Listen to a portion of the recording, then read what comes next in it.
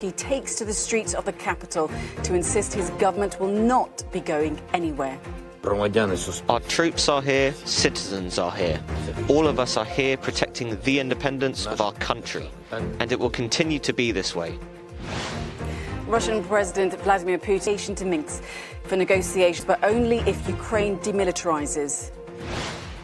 The EU puts President Vladimir Putin and Foreign Minister Sergei Lavrov on its sanctions list, but holds off from including the SWIFT banking payment system. Despite hundreds of arrests across Russia on Thursday in St. Petersburg, protesters once again took to the streets.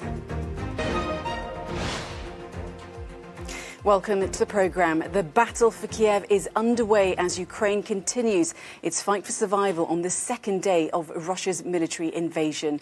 After taking the Chernobyl exclusion zone to the north on Thursday, Russian forces have swept down towards the capital. Fierce street-to-street firefights have erupted in the city as Ukrainian defenders try to repel the attack. Across the country, Russia has mounted further military operations in an effort to take another major urban areas. Civilian casualties continue to rise. President Vladimir Zelensky has been out on the streets of Kyiv tonight to send this message to Ukrainian people and Russia. Our troops are here, citizens are here. All of us are here protecting the independence of our country, and it will continue to be this way. Glory to our defenders, glory to Ukraine, glory to heroes. The Kremlin says it's analysing a request by the Ukrainian president to hold talks. Ukraine's leader said he would be willing to discuss a non-aligned status for his country, preventing Kyiv from joining NATO. However, Russia's President Vladimir Putin has called on Ukraine's armed forces to overthrow the current regime. Once again, I appeal to the servicemen of the armed forces of Ukraine. Do not allow neo-Nazis and Bandera to use your children, your wives and elderly as human shields. Take power into your own hands. It seems that it will be easier for us to come to an agreement than it will be to come to an agreement with and neo-Nazis who settled in Kyiv and took the entire Ukrainian people hostage. Well, for more on the situation in Kyiv, we can now join Sasha Vakulina, who's currently sheltering for safety. Sasha, we know that these are very, hard times for you, the fact that you are sheltering.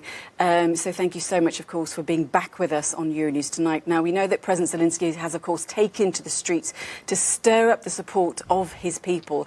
Has that reassured them in any way?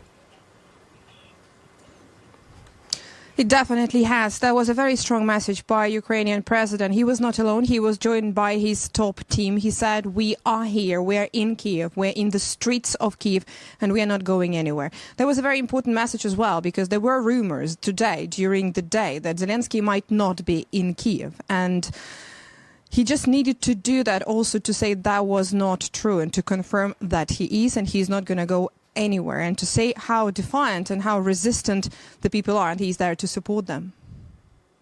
And Sasha, what is the Ukrainian media then saying about this current situation and, of course, the foreign response? Ukrainian media are really in line with Ukrainian officials. It's fair to say that. They are also calling on all the Western allies and all the partners of Ukraine to toughen up the sanctions, to do more, to help more, and also not only the sanctions. This is very important here. There are calls from Ukrainian officials to help with weapons and systems.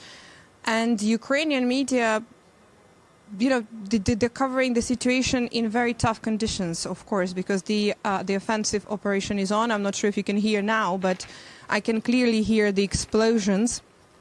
I am currently in Kyiv, and we can hear them during the day all the time, and the sirens going off. So that's the spirit. And for the allies, do toughen up the sanctions and do help more with weapons and the air defense systems. Well, whether or not, there's extra and further support from the we're learning that, adult men between... This is part of the Russian invasion in the very early hours of this war that Russia proclaimed for Ukraine. And the men really cannot leave the country nowadays. They're banned from doing so, to protect the country. And I have to tell you that not so many men are leaving. So many across the country are signing up as volunteers to do so. And Okay, Sasha Vakulina, thank you so much for being, of course, back with us on the programme, and do stay safe.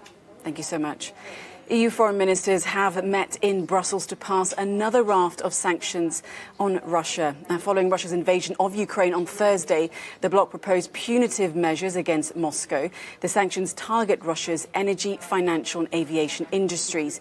The EU's Foreign Affairs Minister, Josep Borrell, said they have also approved the freezing of assets owned by Russian President Vladimir Putin and Foreign Minister Sergei Lavrov.